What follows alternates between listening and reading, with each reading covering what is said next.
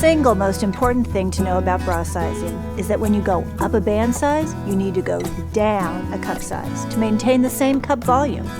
Most women don't know this, so they move from, say, a 34C to a 36C and think they just went up a band size, when in actuality, they went up a band size and a cup size.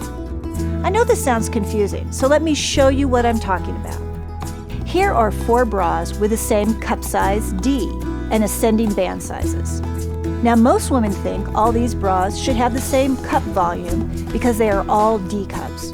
Well, as you can see, they are not. These D cups are getting bigger as the band sizes increase because the base of the breast gets larger.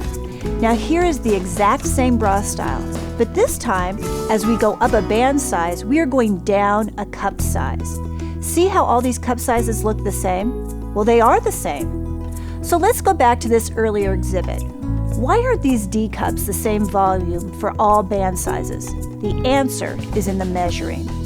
A cup size is a representation of breast projection, or how far it projects from your body, not how much volume it contains.